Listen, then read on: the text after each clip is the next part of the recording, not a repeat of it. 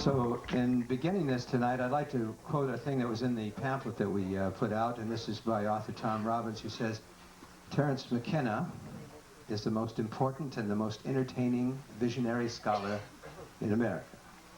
To be uninformed of his ethnobotanical discoveries is to be oblivious to the central thrust of human consciousness, which is to survive with the dung beetles, is not to survive with the dung beetles, but to soar with the gods. Enough of the dung beetles. So anyway, that gives you a little idea what people were saying about Terence. One other thing too, I neglected to mention, if you would care to, for the entire weekend, your fee for tonight and for tomorrow night will be applied. So just see some of the people out in front, they'll help you. So Terence, the plot thickens and the stakes rise. Welcome to Maui.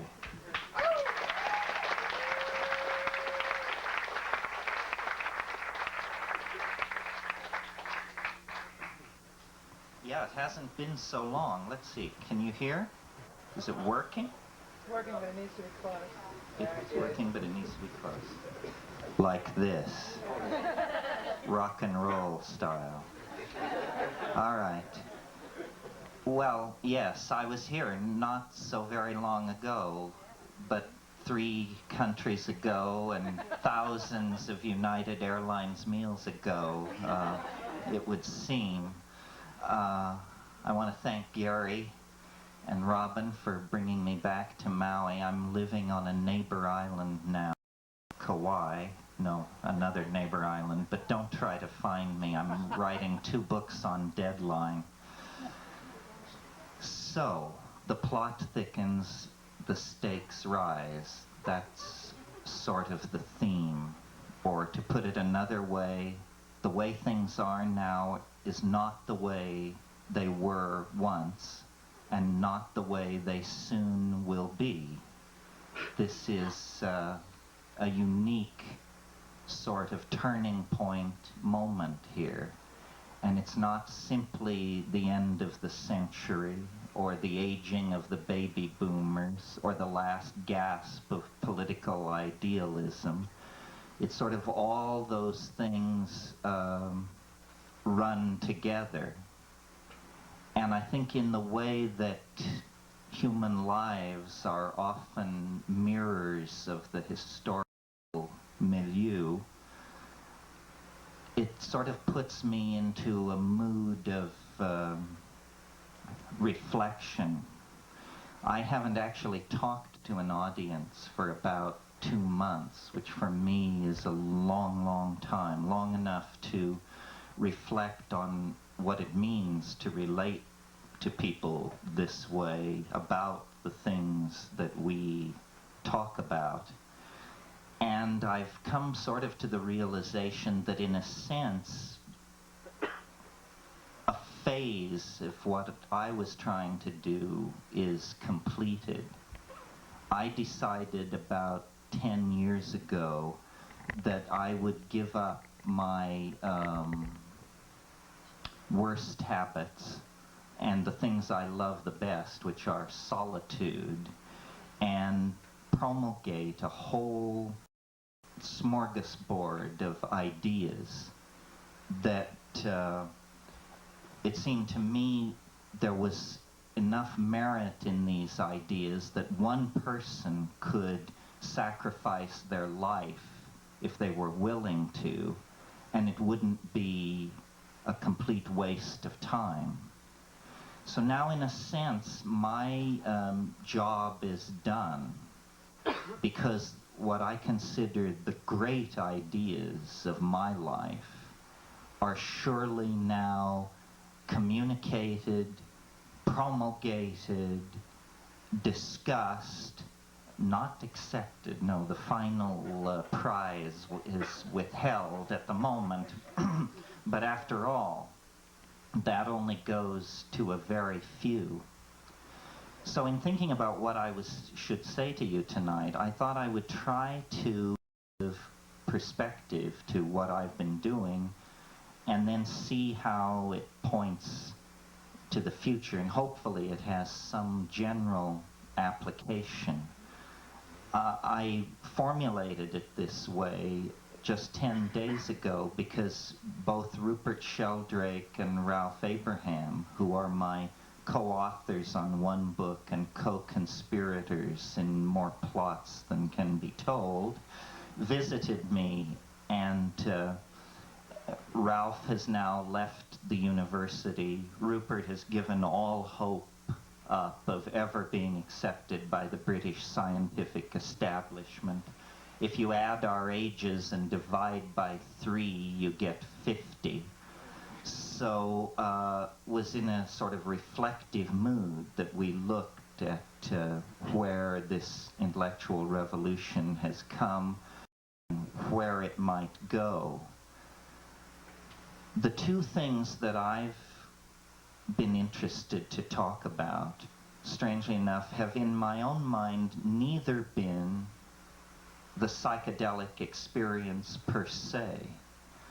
The first thing that I was concerned to talk about was what I call the problem of human emergence, or how is it that out of advanced animals and over a very brief period of time you get symphony composing, architecture constructing, society building creatures of a complexity like ourselves. In spite of my own early religious cynicism as a recovering Catholic, I eventually came to see human history the strongest argument for the presence of the divine on the planet. I was scientist enough, evolutionary enough, to know that groundhogs, glaciers, great whales do not require supernatural explanations. Given millions upon millions of years, and these things come to pass. But,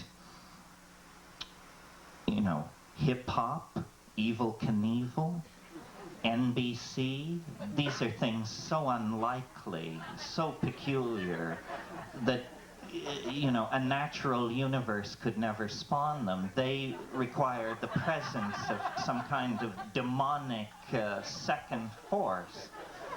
In other words, we humans represent such a radical break with nature. Some radical explanation is going to be necessary to account for our presence here. I mean, kicked out of a passing spaceship, that was one theory. Made from a lump of clay by God on a rainy day, that was another theory. But clearly some special intervention was necessary. And it seemed to me, and I've talked to you about this before, so I won't rehearse the hard facts once again, but it seemed to me that psychedelic plants, with their extraordinary effect on mammalian nervous systems, sexuality, cognitive processes, so forth and so on, were the necessary trigger to propel a higher animal into the kind of curious social dimension that we have inhabited the past 50 or 100,000 years. And to make that point, I called upon the psychedelics. They were a necessary piece of evidence in that argument.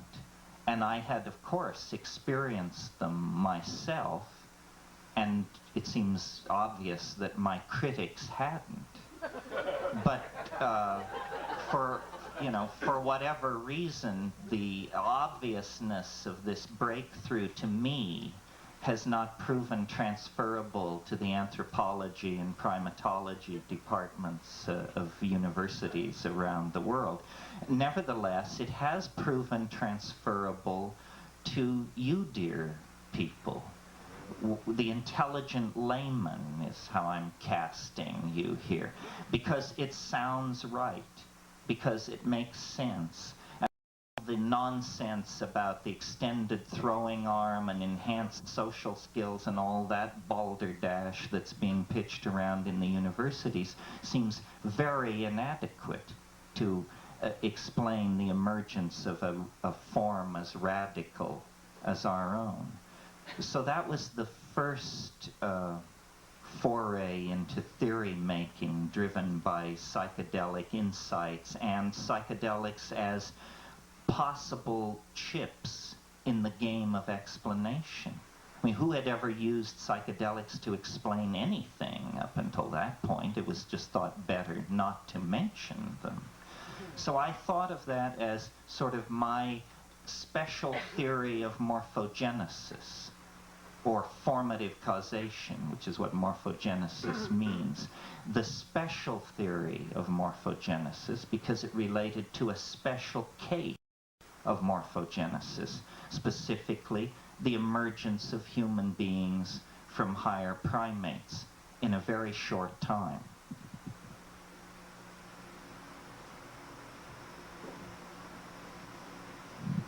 The other idea that I've been concerned to talk to people about, and that has caused rationalists to desert me in droves, damn their eyes, is a little more close to home and at the same time a bit of a stretch. And that is having the idea that psychedelic experiences are, at high doses, actually journeys into higher dimensions, not in a metaphorical sense, not in a poetic sense, but in a mathematical sense. That in fact what happens is that this stuff, which we call mind, takes the shape of its container, the way water takes the shape of a container. And when mind is folded down into the tiny, eensy-beensy, cramped container of bourgeois, American, materialist, Republican, howly existence, it becomes a kind of a narrow experience of some sort, if you know what I mean. But that this cultural folding of mind into this receptacle of cultural values can be magically reversed by simply dissolving the confines of the cultural receptacle and allowing the true dynamics of mind to assert themselves. And this we call transcendental consciousness, psychedelic experience, spiritual experience, whatever. But it's a transcending of ordinary reality that I read as mathematical, not mysterious in principle at all, although certainly to two-dimensional creatures, a three-dimensional world appears mysterious, and to ourselves a four-dimensional world appears mysterious. And I was led, and I've written books about how I was led, if you're interested in confessional literature, what is it called? True Hallucinations. Yes, yes. Hallucinations is the narrative one, the fiction, not fiction, but it has characters, people talk dirty. That's what I mean by fiction. The one that tells the story of being led deeper and deeper into this idea. And what this idea entails is a complete reconstruction of our ideas about time. I think time is where we have really suffered under the aegis of Western values, unconsciously, because we have imbibed the notion that time is things which it is not, and that consequently we are things which we are not. And my meditation took the form of a search for a mathematical theory, which you'll be spared here this evening to your relief. I hope you can recognize good luck when you hear it coming at you. But the conclusion, The conclusion was that history could only be what it is if it were the enunciatory phase of something even more dramatic. In other words, nature without history is a tree standing alone on the horizon. History is the quaking of that tree for unseen and mysterious reasons. It means that nature, after abiding on this planet in organic form for 500 million years, makes a decision to make a sudden move left into a whole new domain. There hasn't been an experiment of this grandiosity since amphibians began intoxicating themselves on brief gulps of air. In other words, history, and this has to be explained, but I love it because it seems to me it sums the whole thing up. History is the shockwave of eschatology. What that means is that history is not pushed from behind, from the past, from the Big Bang or World War II or the Nixon administration or any of that. History is pulled by the future. The human adventure in time is under the control of an attractor that lies ahead of us in the story, not behind us in the story. And the curious plottedness that haunts our lives, that we call synchronicity or magic or good luck, is in fact the high walls of the attractor, the high walls of the groove in which the story must run, for no other reason than it has already run in it for so long. Well, once you have this notion of an attractor at the end of time, then you can do one of two things with it. You can sanitize it and escape its implications by saying that it's a billion years in the future, 100,000 years in the future, 10,000 years in the future. These are ways of saying, don't worry, keep working, keep punching the clock, keep pulling that voting lever, keep buying those hair care and body products. Don't give it a thought. But now, the other course you can take is to make a sign for yourself which says repent or something like that, the key phrase being, for the end is near. And then we have a place for you. There's a large park in the city of London where you're welcome to push this point of view along with other points of view. And this is the path that I chose, simply because I always have had a hard time telling a good investment from a bad one. And it does. It takes the pressure off. You're right. It seems to me that the signs are all around us. You don't have to be a psychedelic aficionado.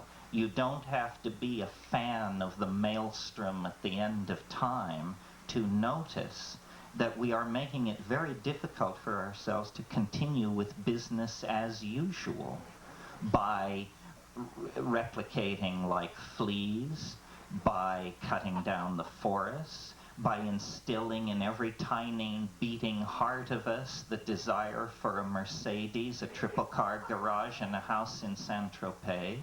By doing these things, in a practical and material assessment of the situation, we are making ordinary history impossible.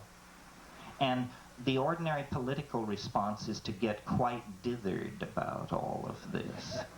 And I share that dithering up to a point, because I am, however nutty my theories, I am personally a rationalist in the sense that I think, nutty theories may end up being right, but they have to be tried on the same anvil of the rules of evidence of any other theory.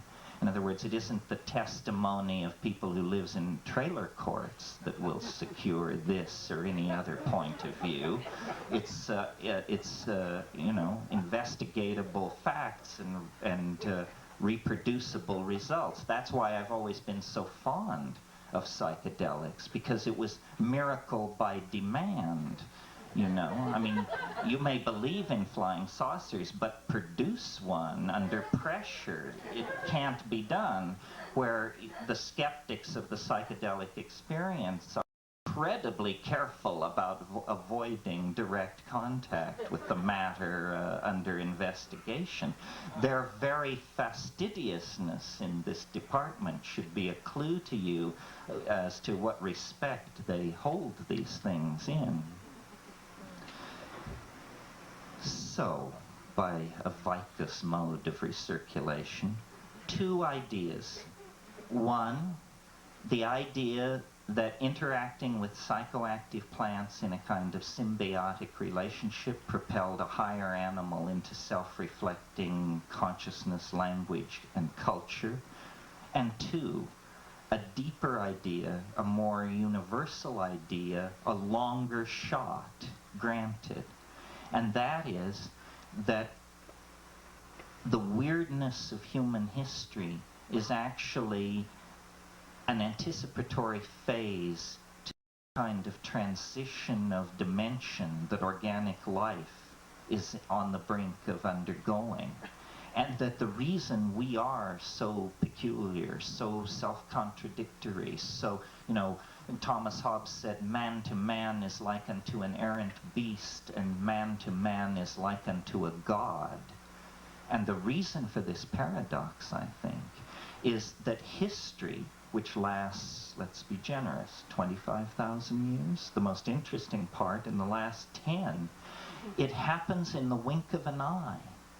And yet we individuals, our lives are so ephemeral that for us 10,000 years is 3,000 generations.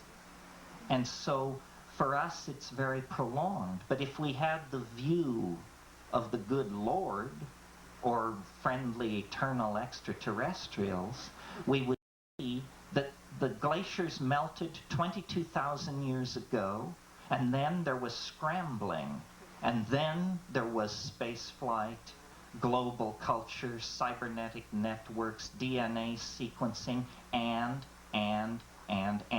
what is the question?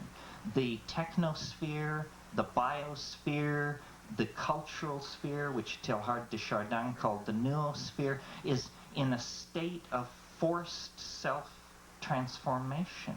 We're undergoing, and by we, I don't know where the we stops. Is it smart white people, all mammals, all life, everything right down to the atoms of the planet? We are all in the grip of a transformative attractor, an attractor which over very long periods of time produced stable biosystems, oceans and jungles full of life. Over a very short period of time, thousands of years, has produced human civilizations, art movements, dynastic families, languages, migrations, and since 1945, pick a number, we have been in a kind of hyper-accelerated phase where culture has not changed that much. What has changed is technology. Technology is now evolving at such a rate, I was saying to someone today, we don't even have software that pushes our hardware to its limits. No one now knows the limits of our hardware. It's a software writer's challenge to even find the edge of what these machines can do. But it isn't, and I want to stress this, it isn't something that we are doing. It isn't something that is being driven by a human political or social agenda. It is that we, like the dolphins, like the groundhogs, like the giant squid and the honeybee, we are embedded in the matrix of physics, of the actual underlying facts of this local structure of this universe. And what has happened is we are on a collision course with something we can't even describe or imagine. We have a vocabulary of things you can run into. You can run into other planets, bad weather, large asteroids, mercenary or missionary extraterrestrials, so forth and so on. What we are about to run into is none of the above, something much more peculiar. Let's call it hyperdimensional white hole. Let's call it a mirror traveling backward at the speed of light through time.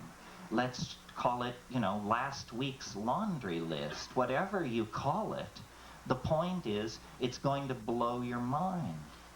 And at this point in time, the only anticipation is in recourse to these shamanic experiences of boundary dissolution that we are calling psychedelic and stigmatizing furiously as a kind of social heresy. It is a kind of social heresy, because real heresies are always about a truck with truths that don't want to be articulated, that are literally unthinkable or unsayable. And this is the kind of situation in which we find ourselves, suspended halfway between the animal and the transcendental. At the end of the 20th century, with all the contradictions of Western civilization seething in our laps, it now turns out that there is a kind of redemption that hovers in an intermediate space between secular and religious. It isn't the return of the goddess. It isn't divine retribution. It's the laws of physics seem to be about to rescue us from ourselves. And in fact, our entire career through time has been at the whim of an imploding set of physical laws. That's worth a drink.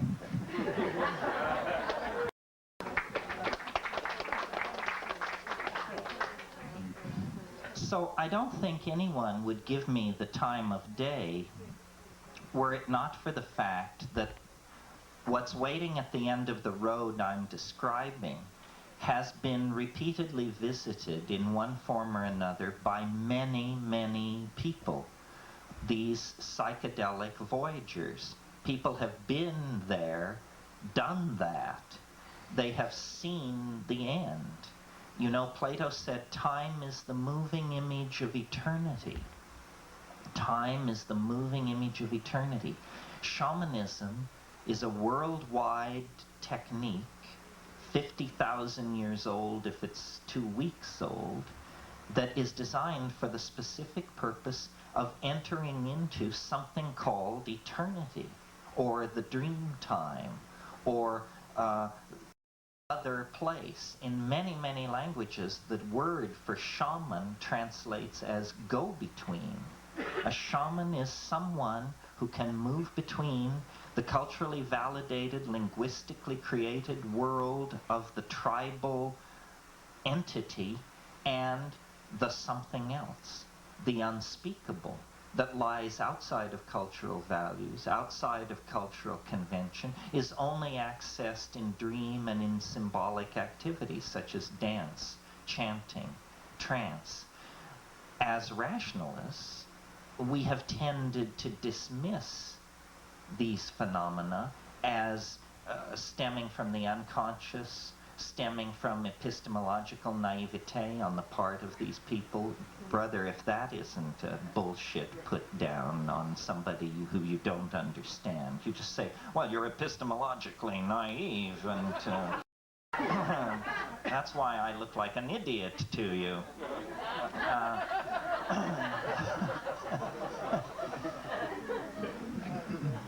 in a sense, this is, I think, what we were always born for.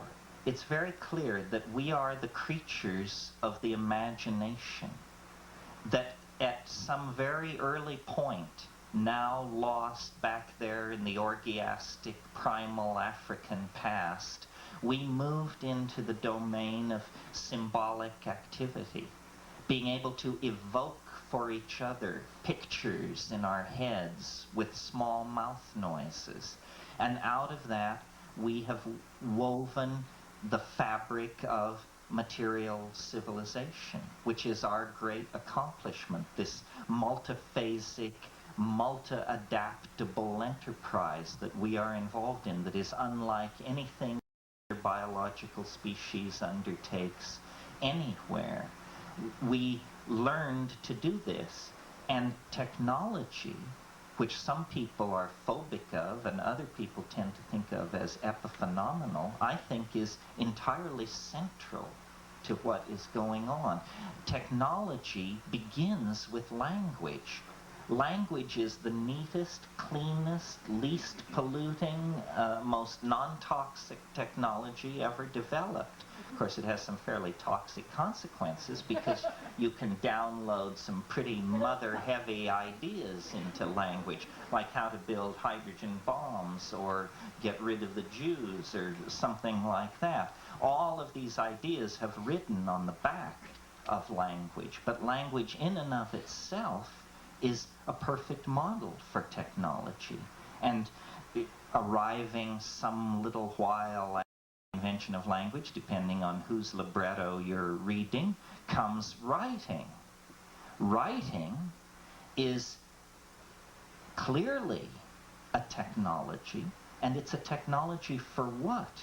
For freezing thought, for downloading information into a non-degradable medium, for perfect recall. It's the long road to digitizing begins with writing. And our relationship to the past, which is time, notice, changes with these technologies. Language was clearly a strategy for binding time.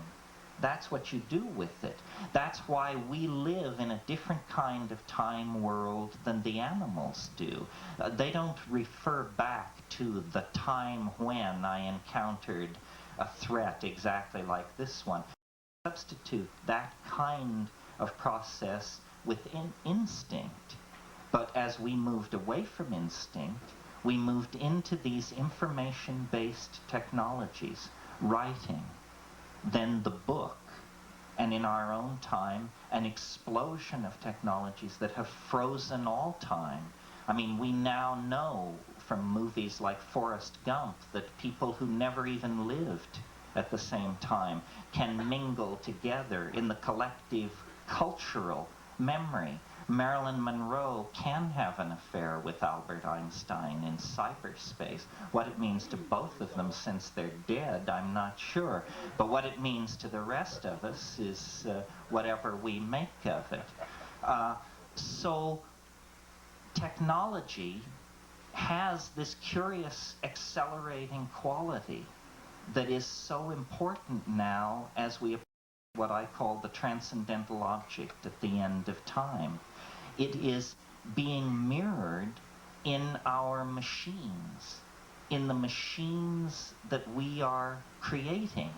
And the most dramatic machines that we are creating, completely unhindered by the petty bourgeois and its concerns, hour by hour, day by day, around the clock, an enormous invisible technology is knitting itself into existence.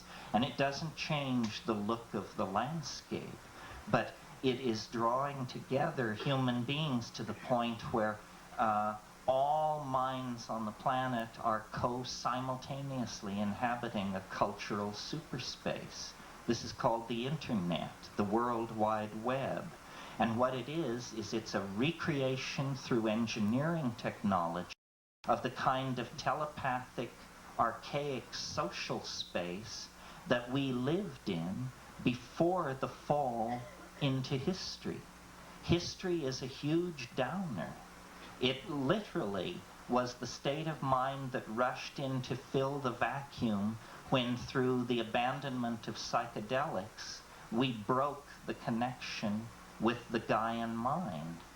And now, strange to say, at the very apex of this process of alienation and technological entrancement, we're finding that technology can be a mirror for Gaian intent, that we can't manage ourselves without genuflecting to these higher levels of managerial coordination that the internet makes possible.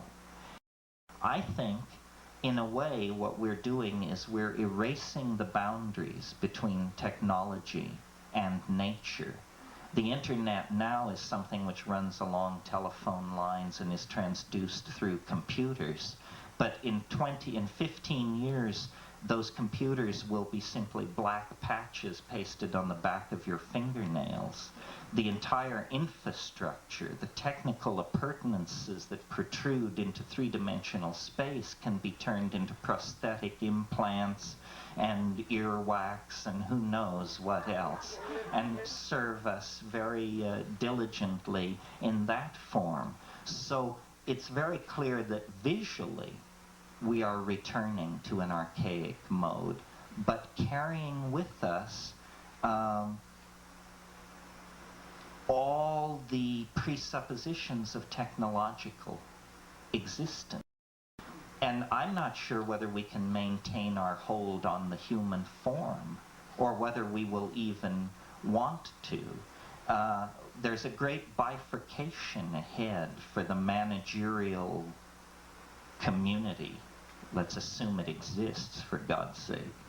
And that bifurcation is, we're going to have to make a decision about human nature. To wit, is this our home to be cherished and nurtured, an incredible pearl flung out in a universe of ashes and darkness? Or is this a hell world, a tiny confining prison at the edge of a dying universe from which it is our destiny to break free and recover our higher and hidden nature from which we have become separated? It's very hard to see how we're able to massage the data so we can have it both ways. And yet, you know, this is a choice which as a culture we face. Are we to go into the divine imagination and create, starships the size of Manitoba that will ply between here and Andromeda and exist in a world of our complete syntactical self-expression? Or is man's place humbler than that? Is that grandiose, steeped with megalomania, touched with the kind of political taint that's had us raping and pillaging ever since we got out of those miserable icebound villages in Jutland or wherever it was? Is it that? Or is it our challenge and our destiny? It's really a choice about human nature. And who knows, there may be enough activity in the mix that we can divide the tribe. You know, a meek shall inherit the earth deal. And where the other people go is not said. But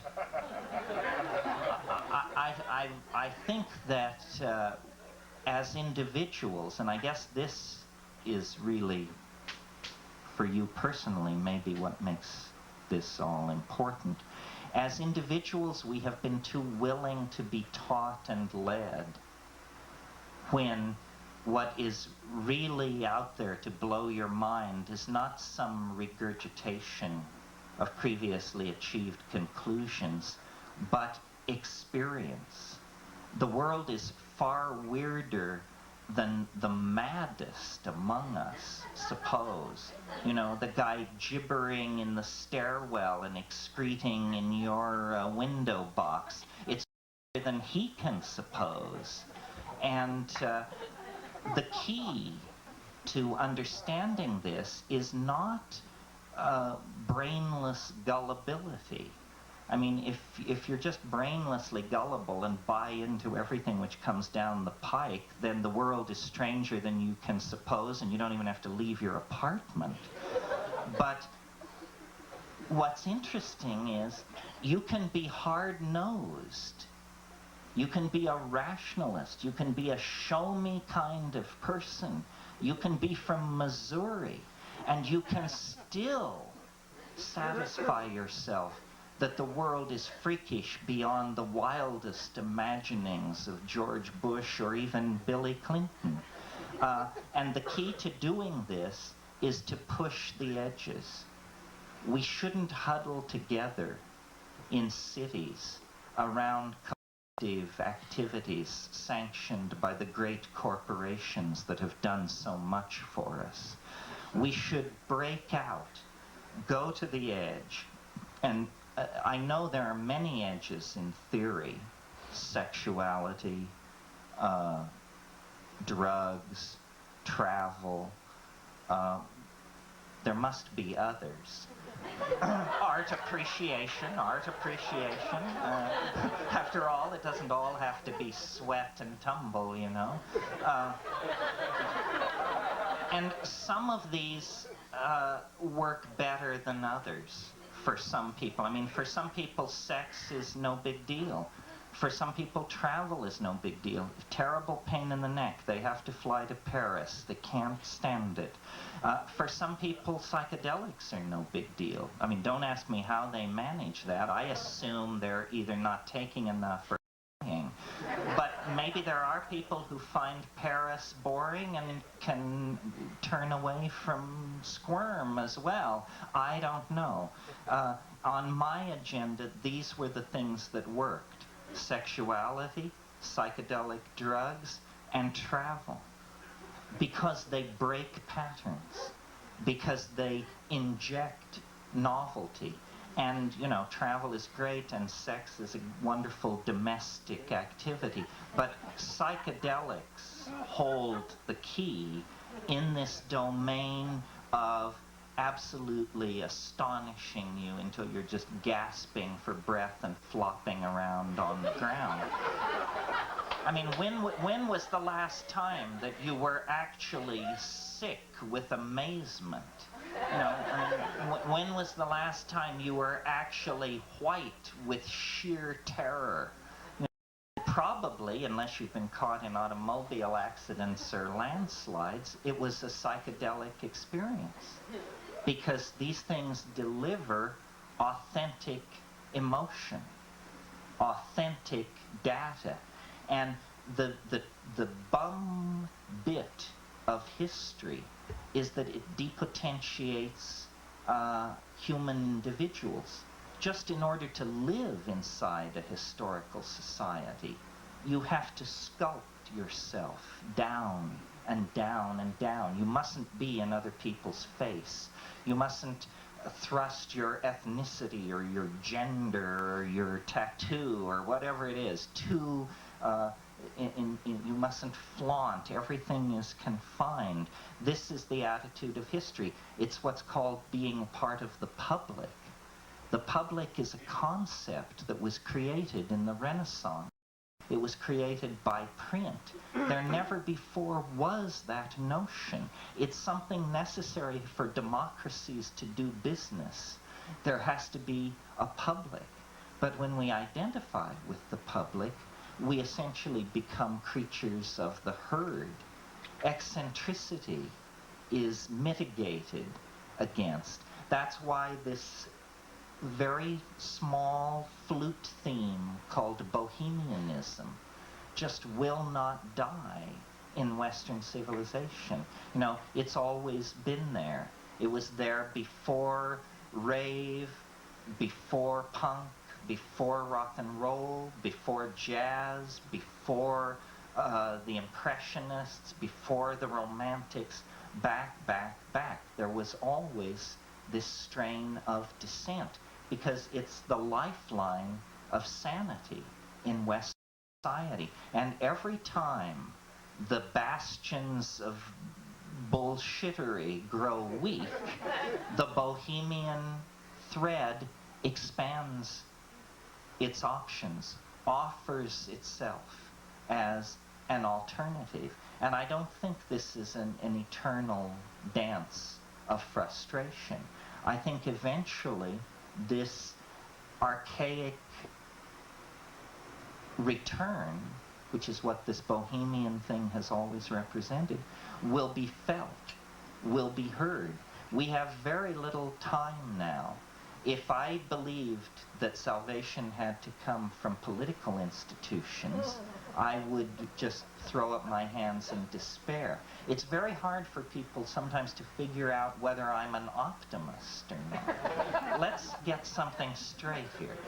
I am the most optimistic person you have ever met.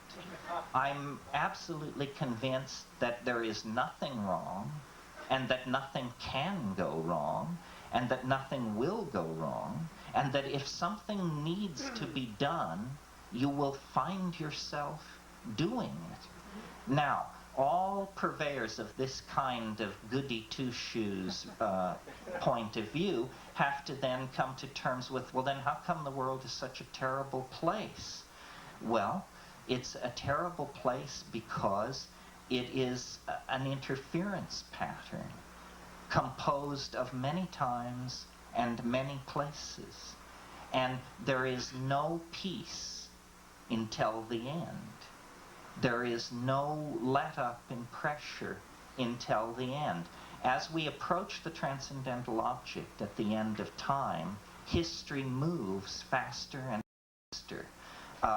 We have been approaching this transcendental object since before there was a we to speak of in human terms. In other words, this is the same attractor that pulled life out of the oceans, caused primates to stand on their hind legs, and so forth and so on. But obviously, pick a number, about 20,000 years ago, 10,000 years ago, the process quickened. We turned a corner. Everything began to move faster. And again, at the fall of Rome, faster, faster. And again, in the 20th century, faster, faster, faster. Well, nobody has drawn the obvious conclusion from this. If we're going faster and faster, faster and faster, then hell, we're going to get somewhere pretty soon. And that's where I think we are. We can hardly go any faster without the speed of our acceleration passing into the domains of humanly cognizable time. In other words, the reason things are getting weirder and weirder is because the space-time continuum itself is accelerating. It's entirely possible that the last half of the life of the universe will happen in about 3% of the total life of the universe. Nobody said that it has to take as long going down as it took to come up. It may be that the coming up took a long, long time, and the going down can be catastrophic, sudden, unexpected, dynamic, we say. And that's why I take and I return to this theme, because, hey, I return to all themes. But I return to this theme now, that history is an anticipation.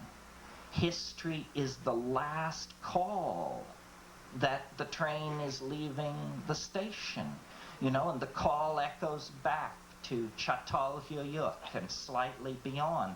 But in our own lifetime, it's now palpable. You know, all you have to do is close your eyes in a quiet place, twist up a bomber, think, and you will behold the transcendental object at the end of time. You can feel it informing your own life. I mean, you spend a good deal of time denying it because rationalists tell you you're either losing your mind or it's impossible and it can't be happening. But this sense of plottedness, of connectedness, this sense that we are all in a universal drama playing to a close, this sense that we are larger than ourselves, that we are somehow characters on a stage. This is a phenomenon of the light at eventide. This is a phenomenon of the final moments of the cosmic drama. And I think it's tremendously exciting. I think this is what nature set about 700 million years ago on this planet. That it's not about chipmunk after chipmunk after chipmunk for eon after eon after eon. I mean, a little of that goes a long ways. I'm sure you'll agree with me. That's all very fine, but the way nature works is she builds upon her complexity. Having achieved one level of complexity, it sinks into the background and becomes the platform for yet further complexity. So out of molecules comes life. Out of life comes climaxed ecosystems. Out of those ecosystems, higher animals. Out of higher animals, human beings. Out of human beings, technologically motivated human beings, and out of them something which we can barely imagine, and many of us don't even want to try. We can feel that we're more than animal. We have this dimension which we call spiritual, and some of us buy into some off-the-shelf explanation. Catholicism, Mormonism, Jainism, something like that.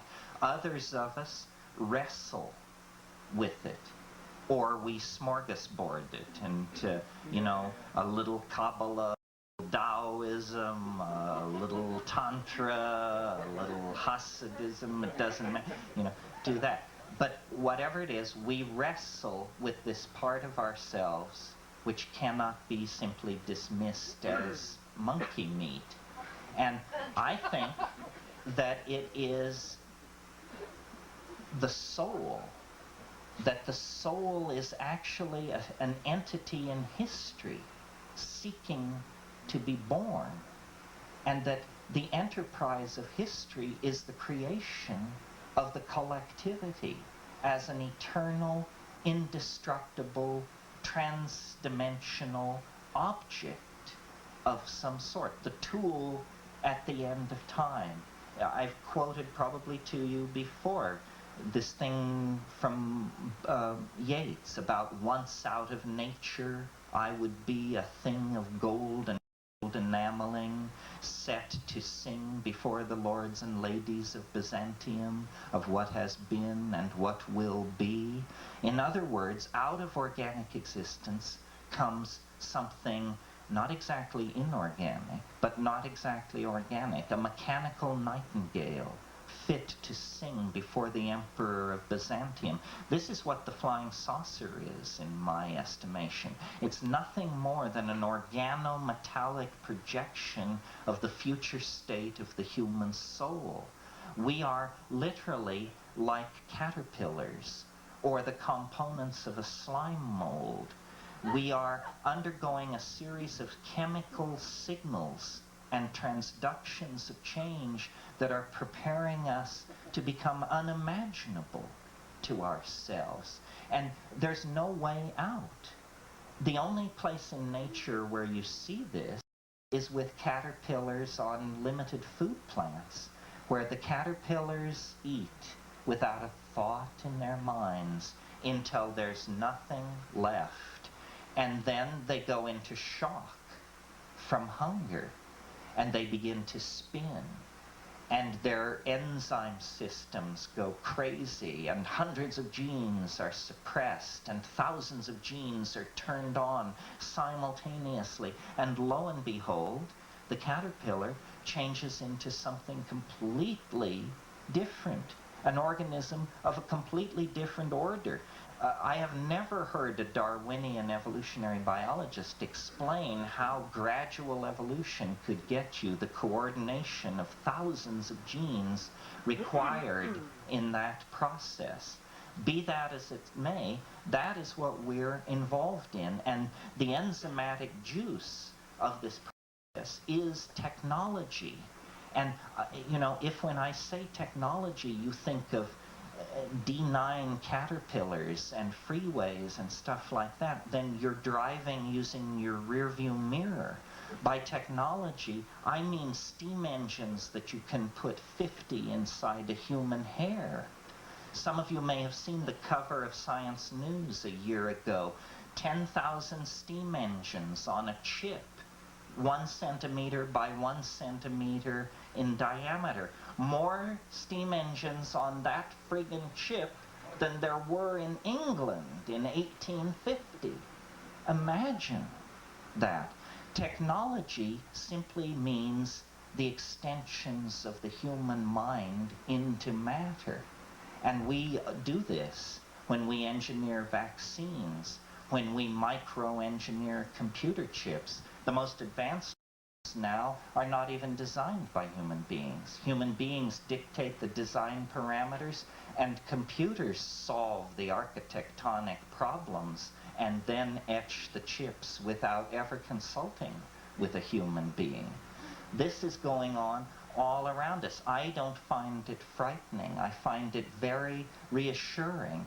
Remember back in the 1950s, those of you who were born then, how there used to be this persistent fantasy that in the future the world will be run by machines? The people who were saying this, the implication was it must have been wrested then from the hands of assholes at some point. Because, you know, machines, impartial, patient, fair, no bias of gender, race, or creed. It doesn't sound so bad to me. I mean, you want to talk about reestablishing connection with the guy in mind. What do you think these computers are made of? They're made out of the earth. They're made out of silicon, glass, gold, silver, lead, arsenic. It reads like the alchemist's cookbook. It's a direct return to the world of the elemental electrons, a direct connecting back into the Gaian body. And it's very funny for me to talk about it and for you to listen about it, because it's a private thing for each one of us. There's nobody who can explain it to you, really, except yourself and your friends. All the metaphors being handed down from the top are bogus, because the people at the top, they don't know what is going on. They have to pay guys ponytails just to turn on the machines in the morning. They are so deeply in our hands that it brings a tear to my eye to even think about it. And so it's very important to be gentle with people, and this could almost serve as a final point. My mission, aside from whatever agenda my ego has about how I want to be the guy who figured out how everything works and all that, and get the combined Nobel Peace Prize and Physics Prize, but aside from that, and far more important to you, what this is all about, I believe, is permitting people to abandon anxiety.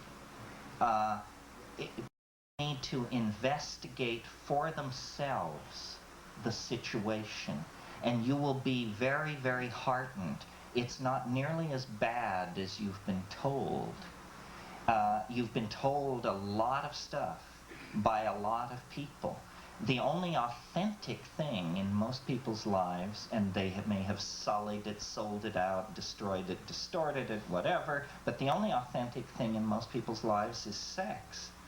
And if the establishment could figure out how to take it... I finally found the button.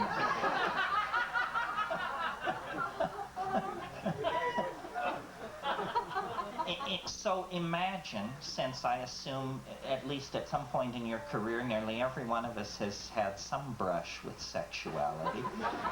Imagine if there were something equally interesting equally slippery, equally enlightening, but not necessarily tattooed to your forehead like sexuality is, so that unless you were smart, you could miss it. You could go from birth to the grave and never know. It's sort of like going from birth to the grave and never having an orgasm.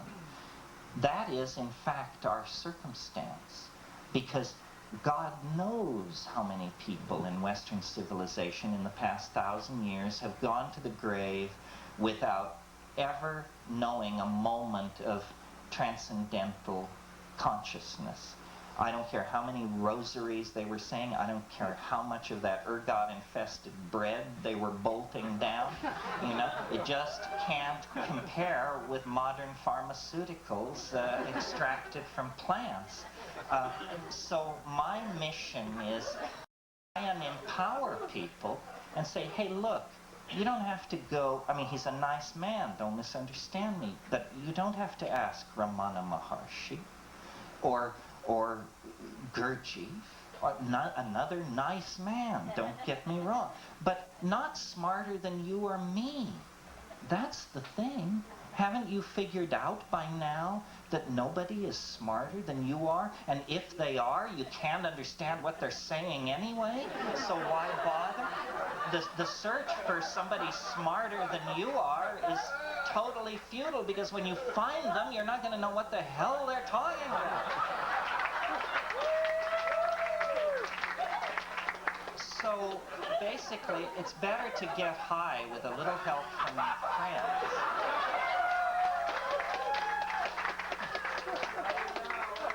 And to take yourself seriously. To take your life seriously, your body seriously, and your position seriously. This is another thing. I don't care if you had to beg your way in here tonight and you sleep under a bridge and live off fallen mangoes. I'll bet you, if we looked at who your daddy is and who your uncle is, you're probably part of the 5% of the people who run this planet with an iron hand. We all are. We don't even understand that. It's just the money you spend. It's not that I shove Rwandans around. It's that with my buying power alone, I'm a 10-ton gorilla on the global stage of consumerism, and so are each one of you. Did you know that a child born to a wealthy woman in a high-tech society consumes 800 to 1,000 times more resources in its life than a child a woman in a third world country?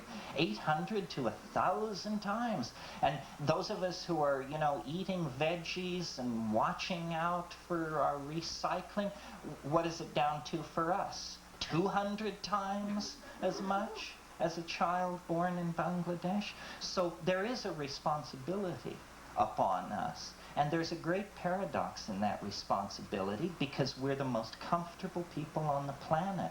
And comfortable people don't like to get moving and admit that, you know, the house is on fire. Maybe the West Wing is on fire, but here in the East Wing, the garden party proceeds and everything seems to be fine. That kind of thinking is squirrely. We are born into positions of immense power and influence just by how we behave, how we live our lives.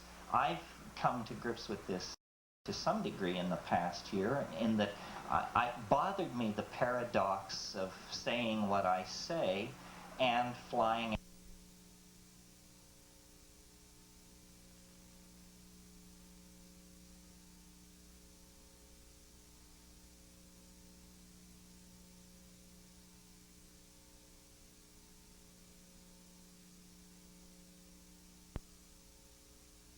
That sort of thing. And I'm now much more interested in a virtual presence, a presence on the net, a presence as a published voice, and like that. And I think we all can act from that position. Less squandering of energy, more sharing of ideas, more a sense of community. It's going to be a wild ride from here to the end, and everybody at some point along the way needs need a little reassurance. It may be me next week and you next year, but sooner or later it'll get everybody's goat, at least for a moment. And so a sense of collectivity, a sense of sharing, and a sense of adventure. These psychedelics, which have arrived on our plate in just the last 100 years of Western anthropology and sociology, are the most important discoveries probably that we ever have made outside of our own culture. They hold the seed for the reformation of our science, a rebirth of ethics, a new sense of community, an authentic sense of religio, all the things which are prerequisites for making the human enterprise something worth preserving and embedding in the object that nature is trying to create out of the chaos on this planet. So there you have it.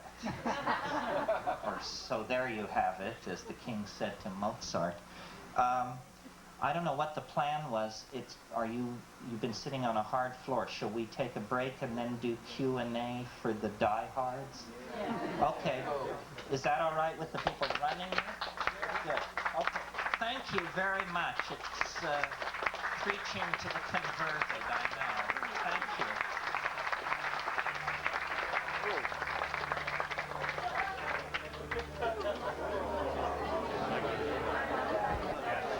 All right. That'll get him. That'll get him.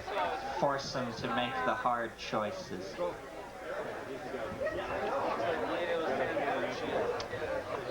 Are you the first? Oh, okay. First question. Where is the place of feelings, emotions, compassions in Siberia? Well, Siberia is a new spelling of cyberspace. Well, it's an interesting question. I mean, part of the problem, and I'm glad you asked the question because I made notes earlier to hit on this, part of the problem is that cyberspace is an exclusively all-male nerd domain at this point. I mean, 95% of the people on the net are guys. So I don't blame guys for that. They did it. I think women should not accept second positioning in this. There's a lot of things about cyberspace that are out of balance at the moment. For instance, unless you have very, very good equipment and very, very cooperative telephone company, then what you're dealing with now is text. Well, text is deadly. And just, you know, it could be the Sermon on the Mount scrolling by, and if you've been looking at the screen for hours, it's not interesting. But now, with things called slip connections and ISDN lines and this sort of thing, the net is going visual. And it's becoming a land of cartoons and movies and home video and visual jokes and beautiful constructions. So I'm hopeful that this in itself will inspire women to get on. The net right now is arguably fairly soulless. It's there to be taken over. I mean, in case you don't understand exactly what is being talked about here, the internet is not a computer network. It's not something owned by anybody. It's the network of the networks. And it was designed by the military in order to survive a thermonuclear war. Consequently, it was designed in such a way that no one can destroy it or stop it, including the people who created it. It's the old Frankenstein to the rescue story. So I think it's up to people like ourselves, without characterizing us, to make an impact on the net and to get the heart in there. 2 months ago, Wired magazine published a poll or a statistical table showing what net sites on the web had been most visited in the previous 30 days, and alt.sex.stories was number 1. alt.pic.erotic was number 2. 500,000 people accessed these 2 conferences in the previous 40-day period. Well, now, when you know that there are only 30 million people on the net, 500,000 is, what, 1 in 12?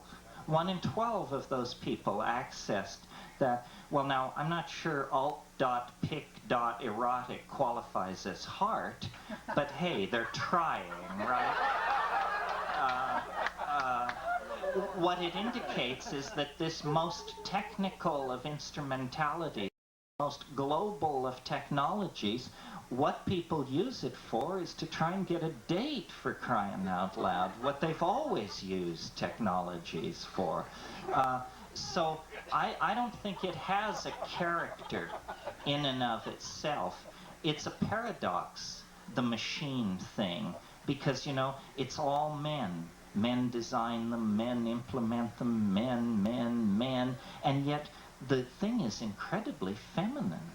It is a feminine thing. It is, if it has a gender, it is a goddess. It's dissolving, it's distributed, it's maternal, it rocks you in its arms. So in a way what we have here is a kind of a cult of a cybernetic goddess where all of the acolytes are not exactly castrati, but nerds, you know. Probably enough blathering about heart on the net, but it's a good question. There will be as much heart on the net as we put into the net.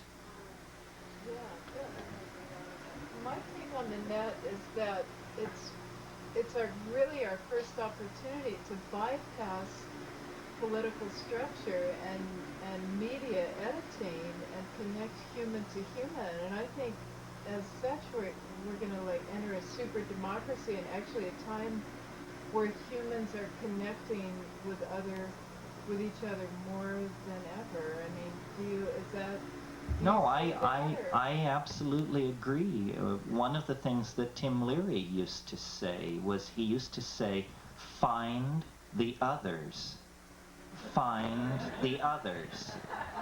Well, with the net, you can find the others. I mean, you can be into court building, gerbil racing, and leather, and find 300 people who share those precise interests. And you can immediately form an interest group, begin exchanging email, and do whatever you want. It's incredibly empowering to eccentricity. Eccentricity is empowered. I mean, there isn't an interest obscure enough that you can't get together 5 people on the internet. I mean, there's enormous conferences, for instance, on the Voynich manuscript. Who's ever heard of it? Enormous conferences on deciphering the angelologic languages that Dr. Dee channeled in his channelings in the late 16th century. 60 people on the net are working on this around the world, exchanging data. It's incredibly empowering for anyone who is trying to solve a specific kind of problem, or find like-minded people, or organize. And what it's doing is it's destroying the myth of the public. I mean, I don't want to spend all evening on this, but I'm a hard, dyed-in-the-wool McLuhanist. And really what the net is doing is destroying the uniformity of culture created by print. You see, print worked effects on us that most of us even today are not aware of. The way our cities are laid out, the way we elect people to high office, the way we manufacture an object with interchangeable parts manufactured at various places and brought together and assembled at one point. These are all modeled on how a book was made in the 16th century. The uniformity of print, the repeatability of has created the uniformity of modern mass media and the concept of the citizen, which is, not you and not me. It's this ideal which we are educated into in an educational system created and based on the values of print. That's right. So McLuhan said as long ago as 1965 that what we were on the brink of was what he called a global village. Electronic tribalism. Sound familiar? The guy was just 30 years too early. He said the nation state will dissolve. He said there will be only two levels, the local level and the planetary level. And all the levels in between will be seen to be irrelevant. This is now happening, and propelled by these nonlinear forms of media, of which I take psychedelics and cybernetics to be two sides of the same coin. I mean, after all, think about psychedelics. They're called consciousness expanding drugs. Consciousness expanding. If I can search the Encyclopedia Britannica for a fact and find it in less than a third of a second, that's consciousness expanding. If I can know the weather in Madrid instantly, that's consciousness expanding. I think I told you in January, the only difference between computers and drugs is that computers are too large to swallow. And our best people are working on that. I mean, the drugs, the computers of the future will be the size of aspirin tablets and cost the same and be used with the same devil-may-care attitude. So consciousness expansion is the name of the game, and God knows we need it, because look at the chuckle-headed solutions we are trying to apply to our desperate problems. Look at how our politicians behave. I mean, they're a disgrace. In any civilized country, they would be ripped apart by howling mobs. But here, a certain mellowness has set in, and we just don't have that kind of conviction like we used to. Not to rave, yes. What are your plans on the net? You talked about taking more of your relationship with your audience would be more perhaps through the net. What are your specific plans for doing it? Well, what a nice question. Well, the question is, what are my specific plans for the net?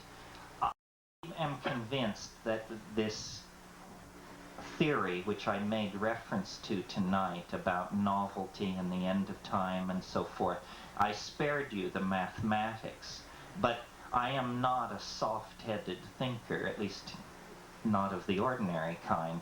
I can boil a rap down to an equation that you can write on a blackboard or run on a computer, and I've discovered something fascinating enough, in my judgment, that I will spend the rest of my life trying to convey it to the rest of you. And I've decided that what I'm lacking in this effort is a very large, chronologically organized, image-based historical database. That's what I want. I want a historical database that records everything that can be known about the past, starting with the Big Bang and running up to whatever General Cedras said today. And because with a database like that, I'm convinced that I can sell my theory to a skeptical world. I'm also convinced that even if you think my theory is hokum anyway, this historical database should be built anyway. Because one of the things about our modern neurotic dysfunctionalism is that it has the character, as I analyze it, of a kind of amnesia. We are people who have lost our memories. Quick. Who fought the 30 Years' War? Quick. Did it come before or after the War of the Roses? what is a Huguenot? And so forth, and so on, and so forth, and so on. We do not know jack shit about who we are, where we came from, how we got here, or why things are as they are. And there's no excuse for it. The libraries are full of it. It's just that we have lost faith in the idea of cultural continuity. And I think that if the time wave, as I call my theory, in conjunction with a large historical database, you could begin to give people back their history. And then they would understand how we got in this mess, and they would be far less easy to manipulate. This is slightly off the point, but I'll make it anyway. I believe that the social explosions of the 1960s were a partial consequence of the Vietnam War, a partial consequence of the large use of psychedelics in the population, but more important than either of those factors was the fact that a generation of kids came of age superbly educated in the nature, history, politics, and theory of Western civilization. Essentially, the American dream perfected itself in my generation. I came out of the university, I had read Plato, Hobbes, Schopenhauer, Jeremy Bent, the whole bit. I knew it backwards and forwards. And what did we do? We people who had all this information, who finally grasped the light, we got stoned, and then we did something else. We heaved rocks through the windows of the banks, overturned police cars, set buildings on fire, and said enough. And I believe that the American establishment took a look at that and said, the idea of universal public education is a no-brainer from the point of view of control freaks. These universities are a nightmare. Let's turn them into trade schools, give everybody an MBA, teach them how to operate a computer keyboard and keep their mouths shut. And that's what was done. The dumbing down of America. It happened all through the 70s and the 80s. It's still going on. I mean, I am not a conspiracy theorist of the ordinary stripe, but I tell you, somewhere back around Baby M began. And it went on to be about the skaters. And then it became about the Menendez brothers. And then it became about O.J. The Bobbits, they were in there too, thank you. And Michael Jackson, we all talk about all this, but do you know what this is a substitute for? It's a substitute for having a life and a culture, is what it's a substitute for. You may bet that as you worry about the Bobbits and the Menendez and O.J., really awful things are being done somewhere in the world where your attention is not focused. And this dumbing down of the American public is I think, a really insidious thing, because it's very clear that what's happening is, through these new technologies, a kind of super elite is being created. I've used this thing called the World Wide Web, where you bring up a page of text and it looks like an ordinary word processor document. Certain words are slightly colored blue. When you click on those words, those are buttons, but they lead to other computers. And so I bring up a list of paintings that I want to look at. The Mona Lisa. I click on Mona Lisa. Now I'm getting a very clear video picture of the Mona Lisa. I assume it's a very high-resolution reproduction until somebody walks in front of the camera. And then I realize this is a camera in the Louvre. seeing the Mona Lisa live in real time. Now I bring the clicker down and I click on The Temptation of St. Anthony by Hieronymus Bosch. A camera is turned on in the National Gallery in Lisbon in Portugal. Now I'm seeing The Temptation of St. Anthony. I'm not seeing reproductions, I'm seeing these paintings. I'm moving from camera to camera around the world. There's a camera 1,000 feet underwater in Monterey Bay that you can look through anytime you want, and if it's not being used, you can take control of it with your computer and position it. These things are going on. So what is being created is a two-tier society. Some people live in abandoned paper boxes over heat vents, and some people cruise the net at night, surfing from the Vatican Library to the Sorbonne to the National Library in Tokyo, on and on. Some people have informatic indexing robots that rove the network when they're asleep, searching out documents for them and downloading them onto their hard disks so they can pore over it over their coffee. I'm sure there are people in this room who do these things. So there is a great danger of creating a super elite based on technology and letting other people slide through the cracks. This is a problem of the heart. This is a problem of not allowing the momentum of print-created cultural institutions to bleed over into the new world that technology is creating. Another question, yeah, over here. Do you feel that the internet is corruptible?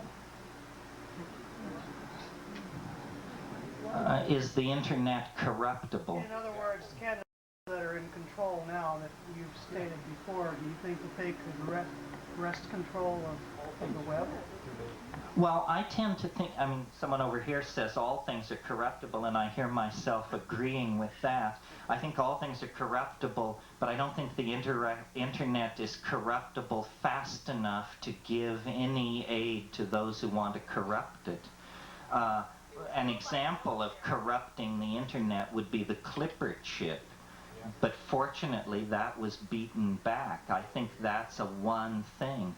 You know, a few years ago, software was copy protected and you couldn't copy it. And this was because software companies were very paranoid about that. But people quickly developed copy protection breakers and just went around it. And I think technology always leads toward greater freedom. That a wonderful fact of life is that technology favors democracy.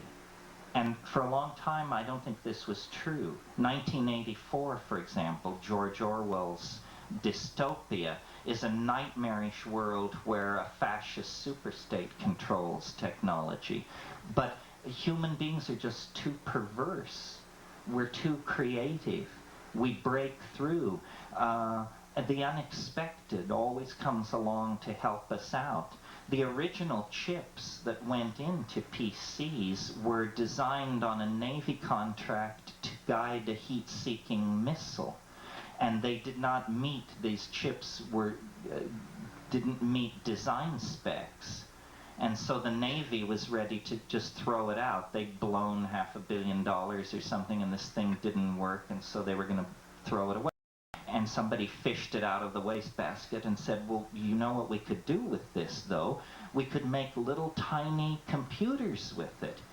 And the Navy said, well, why would we want to make little tiny computers? We have big computers.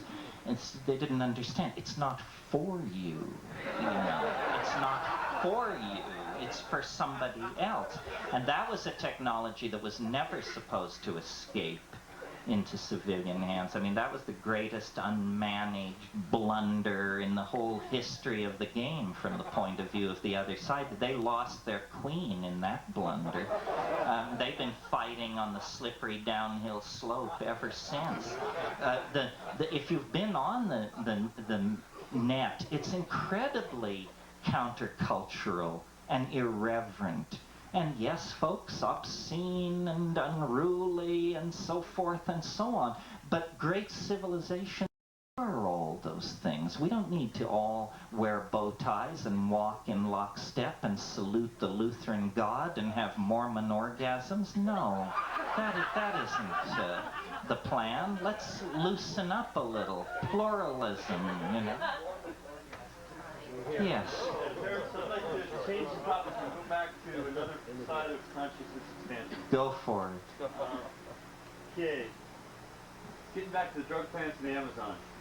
Yeah, let's try it. How do you take your Psychotria viridis leaves and turn it into a powerful psychedelic experience? Do you have to snort 5 grams of it like the natives did with Yoko snuff? Or is there a more modern technique to make it fast-acting and viable? Well, assuming you have the Psychotria viridis leaves, is that it? Well, the question is complex, but it basically comes down to, if you have leaves of Psychotria viridis, how can you activate them so that machine elves will invade your apartment and take you prisoner?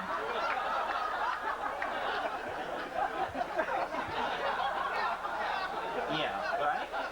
And the answer is, this answer works in most places. I'm not sure it works on Maui. The answer is, run down to your local Iranian market and buy something called hermal, which looks like little black seeds and is, in fact, little black seeds. And these are seeds of Pagaman harmala, the Syrian rue. And it contains a powerful monoamine oxidase inhibitor, which combined with DMT in any form will create an orally active program of dental care that will, you'll have complaints with that. So that, let me go over that since it's important. This is easily available, this Pagaman harmala. From these Iranian markets or seed dealers or something. And I think it's actually a cleaner MAO inhibitor than Banisteriopsis caapi, than the actual ayahuasca vine. So I mention this because you may or may not be aware, but there is a movement, there are so many of them, well this is another one, there is a movement in the underground now toward what are called ayahuasca analogs. And what that means is, in most places in the world, there are plants that, if properly combined, will produce a huge psychedelic experience. And people all over the world are cataloging their local flora and experimenting with this. And Pagaman harmala has a role to play in this. It's available over very large areas of the Earth's surface.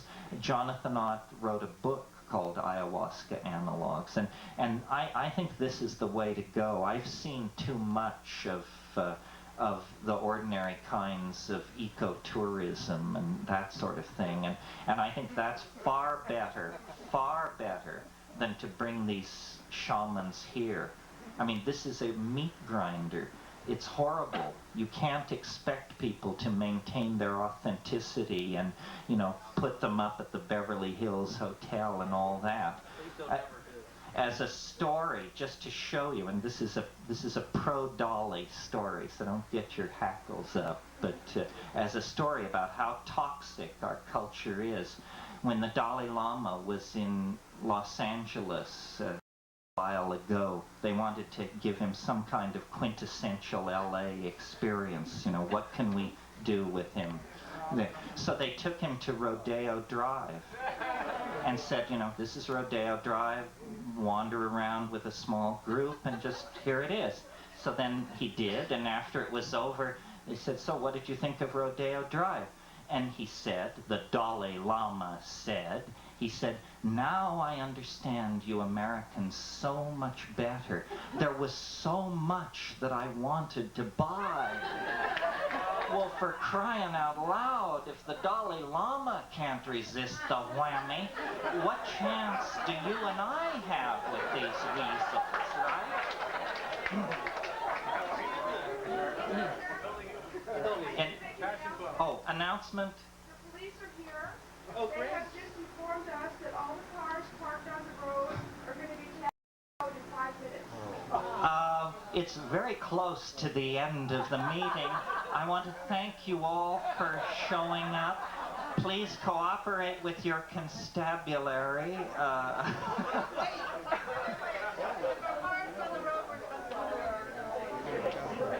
Is that the thing to do to...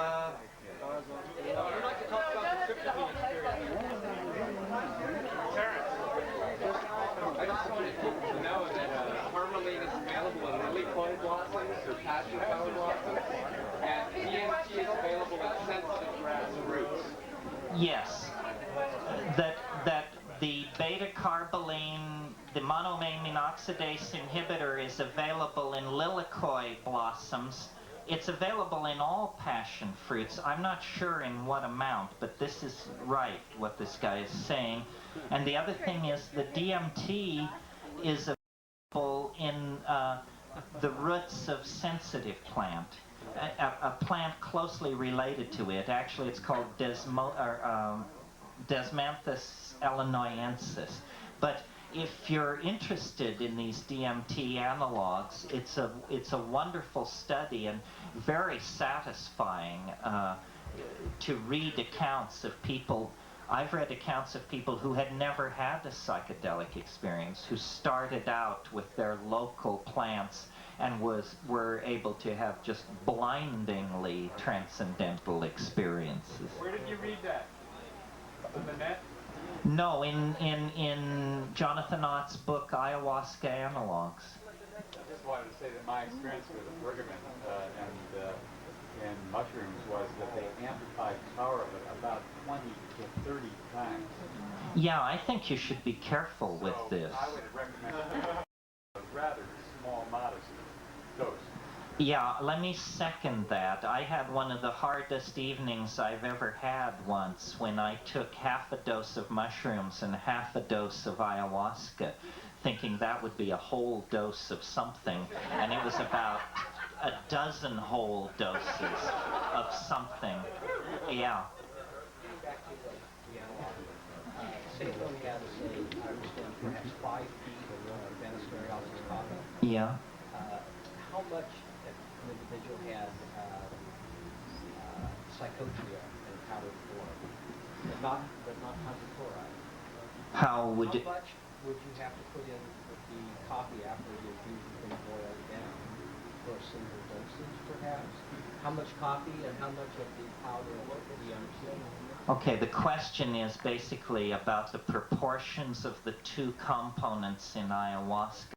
First of all, ayahuasca is not like peyote or mushrooms or morning glories or something like that, because those things just grow and you take them.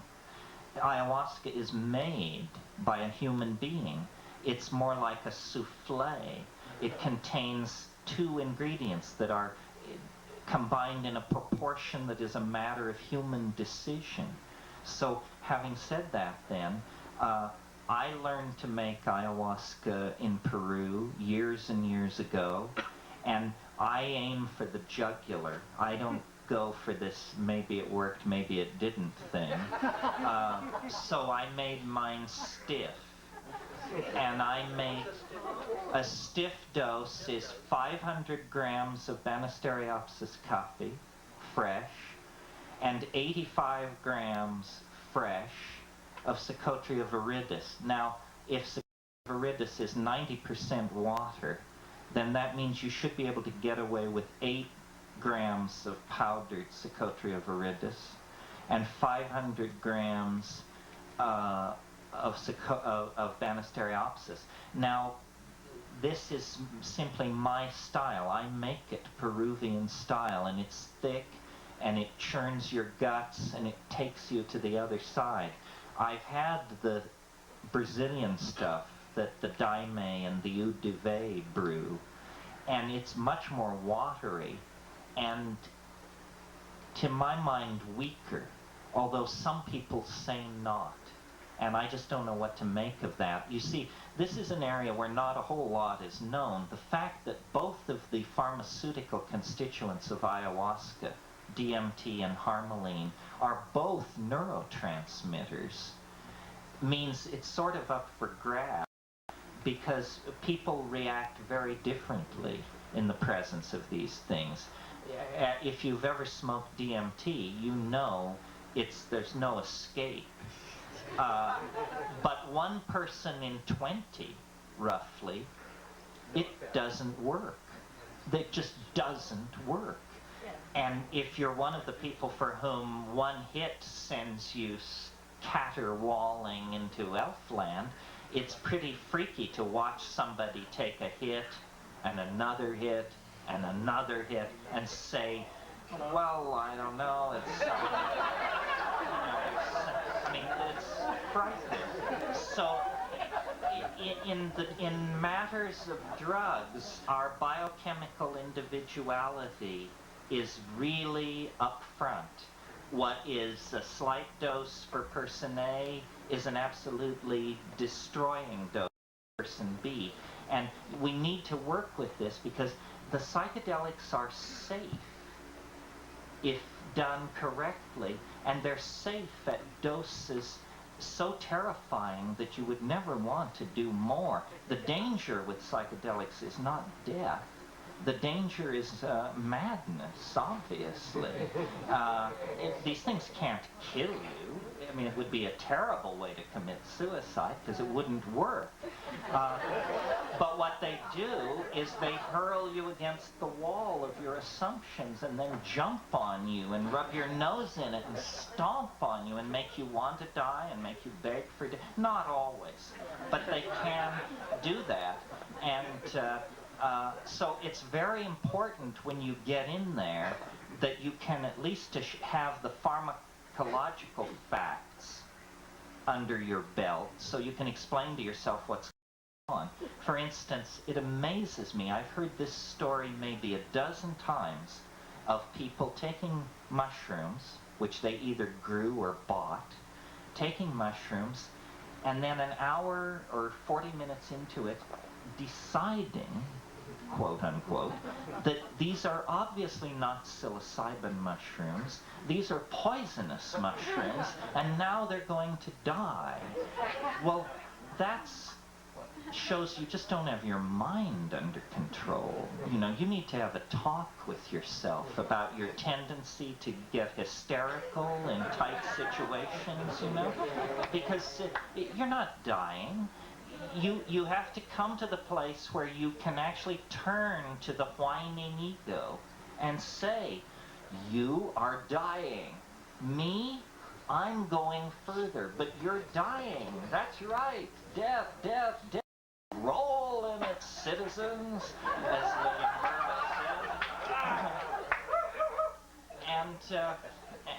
said. And discipline the mind, because the ego does not want you to take psychedelics. The voice which tells you not to take psychedelics is the voice of your ego. It says, look, you've got a lot to lose. You have a professional position to think of. And then if you resist and go to the next level, it plays the next ace. You know you're crazy. You know that you're not like these other people. You're crazy. You should stay away from it. And then if all else fails, it plays the final ace. You're dying, stupid. You're dying. Call 911 before it's too late. And, you know, I had a friend who got into that position and who called 911. Ambulance came and they took him away, and naturally these psychedelic crises are usually fairly short-lived, so by the time he had attention in the emergency room, it was all past. And he said to the doctor, who, God bless this doctor, he must have been quite hip, the guy said to him, he said, did the mushroom cause this? And the guy said, well, I don't see how the mushroom could cause it. We see panic attack cases in here every day, and I never had one caused by a mushroom.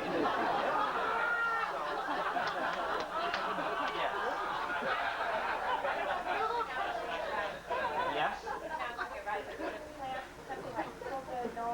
Salvia divinorum. I've heard that A, it's legal, so if it is, where do we get it, how do we take it, and how does it compare to a Oh, this is a really interesting question, and maybe, well, this is news. What is salvia divinorum, and where do we get it, and what do we do with it?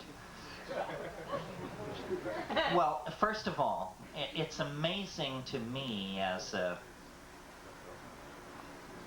connoisseur of this particular field that here we are 30 years after LSD, and what has happened?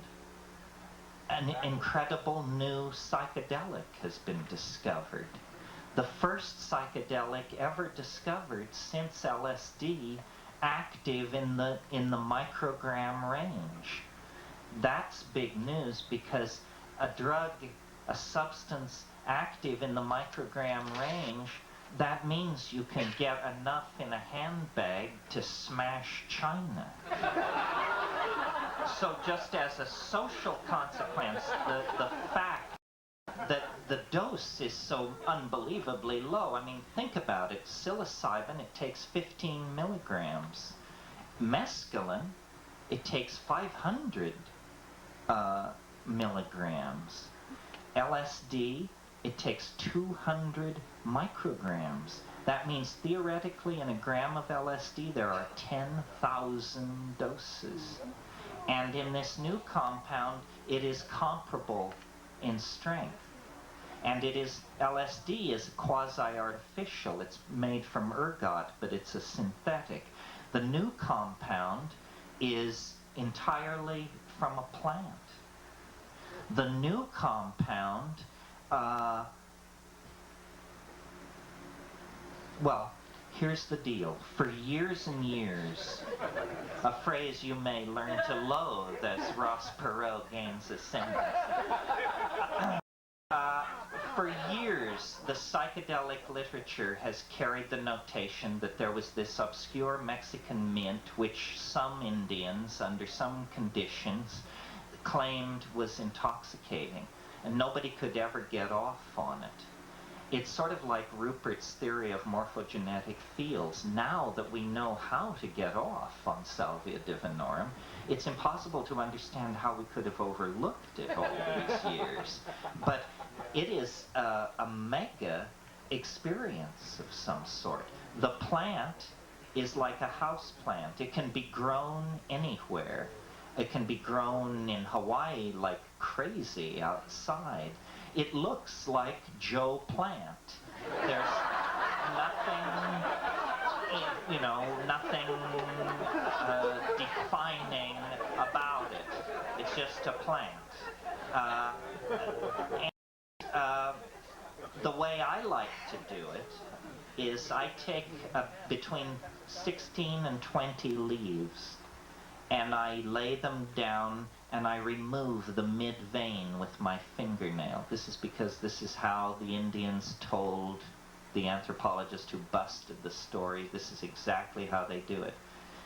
They remove the mid-vein. And then what I do is I make this little soft pancake pile of leaves, and it folds down to just about one enormous mouthful. It's the absolute limit of what I can get in my mouth. And then what I do is I lay down in silent darkness where I can see a digital clock. And I lay there, and you have this enormous thing in your mouth. I mean, it's just like, and then slowly it softens. And every time you bring your jaw down on it, you expel this hideous liquid into your mouth that just coats the inside of your mouth and all the mucous membrane and everything. And then 15 minutes by the clock. You swallow it? No, you spit it out. You spit it into a little bowl or a Kleenex or the receptacle of your choice. After 15 minutes. Then, somewhere between minute 16 and 19, as you're lying there, you just don't move, you just lie there in the dark, it will begin to do what's called streaming. You know what that is? It's these after-image colored purple and chartreuse overstuffed things floating by in your visual field. That's called streaming. Then within a minute or two, it will become dramatically peculiar, visually. earlier. Someone said, and this was my impression, actually, well, no, I shouldn't say their name because they may not want to go down with me into druggy fame. But anyway, a famous person said, it's really stretchy. And I said, yes, it's, remember that painting by Salvador Dali called Soft Beans Construction Ode to the Revolution #4? Study that puppy sometime. That's what's happening. Everything is stretching and falling away and sort of interdimensional. I've done it a number of times, and once I got it to work, it's worked every time since. And I think it's a very interesting hallucinogen. The last time I did it, it was amazing because in a darkened room with moonlight streaming through a big skylight, there was no hallucinogenic activity whatsoever. I mean, that's where you would expect it. You know, you have all the edges, the moonlights, the perfect situation for hallucination. Nothing. Crystal clear. But when you close your eyes, instantly, there are complex, three-dimensional hallucinations moving and rotating. So quickly does it form that you have the impression it's like turning on a light in a darkened room. And unlike DMT or psilocybin, where usually when you get these weird hallucinations, you can just sit and look at it and think about it. Say, I am seeing a strange hallucination. It is very weird shit. It is partially strawberry jelly, partially welding, partially what I found in my mother's drawer when it's some, that. But this, what I noticed on the salvia was that it sort of, it crept around behind me, and the observing mind began to speak gibberish. And then I didn't know where I was in the circuit because the observer was being messed with.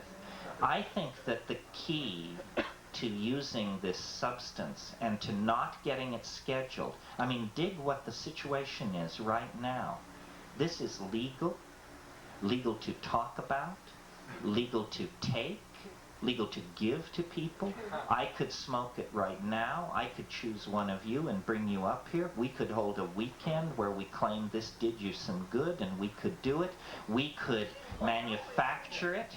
We could transport it. We could put ads in newspapers selling it. It is legal, legal. Remember legal? Okay, that's what it is. It's legal. Well, is it a good trip? Well, that's a good question. A very well-known researcher took it, who has a big academic position and so forth, and he told me, it was a complete psychotic break. He said, I had no idea who I was or what I was doing. I gave it to an acquaintance of mine who is a more, how shall we put it, earthy person, and he said to me, if you want this stuff to be a success, you should throw all the eggheads off the bandwagon because they're giving it a bad name. It's simply a great load. So I don't know whether it's a great load or a complete psychotic. It depends on how many degrees you've collected, where it puts you. Well, let me talk a little bit more about the plant, because the plant is on Maui. I mean, somebody sitting no more than 8 feet away from you is keeping their mouth very shut at this point. It's here. People know about it. I think we should do the plant and not attempt to extract or commercialize the substance, because here's the thing. The substance is active at the 200 microgram level, just like LSD was. But unlike LSD, you smoke this stuff.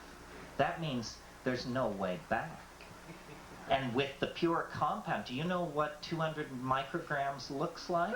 It looks like, a pissant's box lunch. It's not much. It's like stew of salt. Well, you can tell people are going to do too much. They're going to do too much because it's easy to do 10 times too much, 20 times. And we have no human data on the pure compound.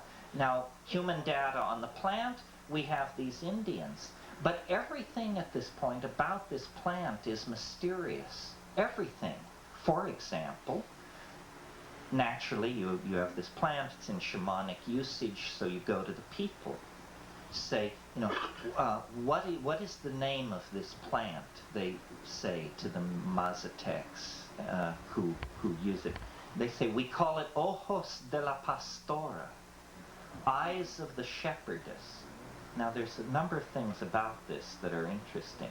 First of all, eyes of the shepherdess. There are no shepherdesses in Western mythology or iconography. In the entire Bible, there's no shepherdess. We get some shepherds in the Christmas story, gender unspecified, but I've never seen them portrayed as shepherdesses. There is no shepherdess in Western history, religion, iconography, it's a nothing burger, it's a dead end, it's a dry hole. Why is it called Eyes of the Shepherdess? Next question. These people are Mixtec. You call it Eyes of the Shepherdess? If you do, it's practically the only Spanish you speak. What do you call it in Mixtec, for crying out loud? Say, we don't have a name for this plant in our language. Well, now, this is fascinating. That's impossible if they've been using it for a long time. No culture on earth has something which it's been using for a long time for which it has no name. That's preposterous. And so you say to them, how come you have no words in Mixtec for this plant? And they say, because it's new. And then the taxonomists get into the act and they say, that's impossible. This plant is not known from anywhere else on this planet. It's only been collected in the Sierra Mazateca of southern Mexico among these people who have no name for it in their own language and who claim it's new. Well, I don't want to push the conclusion, but on Maui I probably would be led to it by half of you. It appears that this plant has no history. It came literally out of nowhere. And now, here's something interesting about it. We have in this country a very complex drug law called, I can't remember, it's called the Cogener Enantiomer Structural Near Relative Law. What it says is that the district attorney or his appointed stooge can declare a substance illegal without any scientific evidence or any medical evidence, provided that that substance is an enantiomer, stereoisomer, cogener, or structural near relative of an already scheduled compound.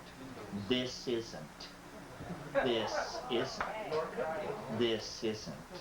So in order to make this stuff illegal, for the first time since the 1960s, the government is going to, in the clear light of day, and hopefully in the clear light of reason, is going to have to collect scientific and medical evidence as to why this should not be illegal. And I don't think they'll be able to do it. I think there may be a case against the pure compound, although I can imagine a dosage system that would work. You could put it up on paper just like acid, but not eat the paper, smoke it, but dose it at regular doses.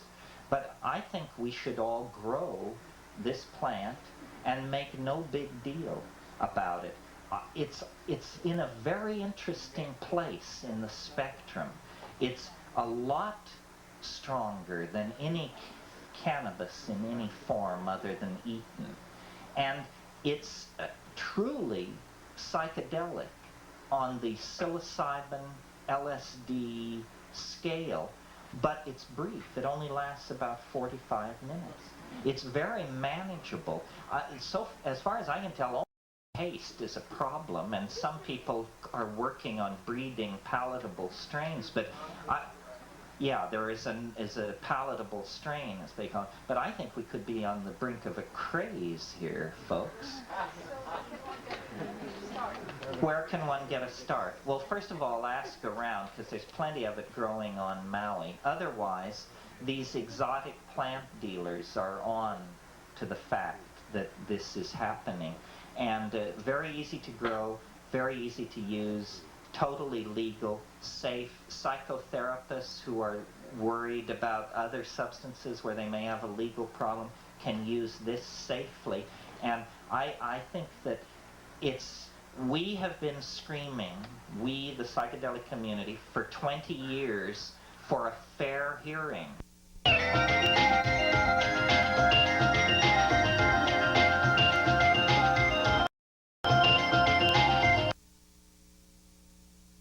Over the top of them and establish a shamanic plant with a history of shamanic and sacramental use, and if we can do that and demonstrate that it can be used without society exploding at its foundations, the one argument they have against the legalization of hallucinogens will crumble, and we can redeem the entire enterprise. So this is a very real and practical piece of news, which I hadn't intended to end on, but the question prompted it.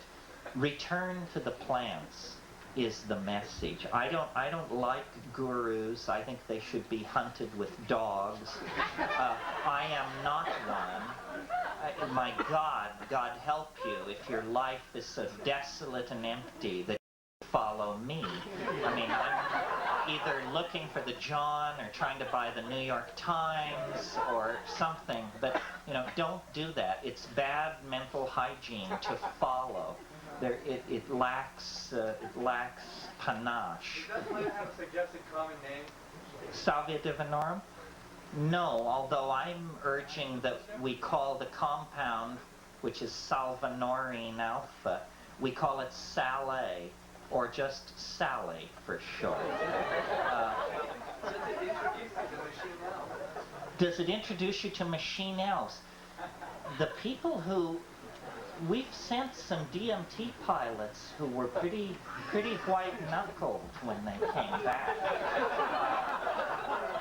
I think that, if you thought by smoking DMT you could then say, all right, thank God I lived through that. Now I've done the strongest drug. Now I don't have to do that again. No reprieve, no escape. Here it is on your plate. I don't know. It's different. It's different, and that's amazing. That after so many years, and that it could come from a plant, and a plant with a history of shamanic usage. There are lists of these suspect hallucinogens, and people like myself and my brother, an inspired botanist, collect them. I have a bunch in my garden, suspect hallucinogens. No clue as to what part of the plant you take, how you take it. Is it an enema? Is it snorted? Is it smoked? Does it take 10 pounds boiled down, or the edge of one leaf? You haven't a clue. But I'm sure this salvia episode convinces me there are great mysteries to be uncovered, great allies in the enterprise of human becoming still to be discovered. And, one plant leads to another. That's what I was taught. Thank you very much.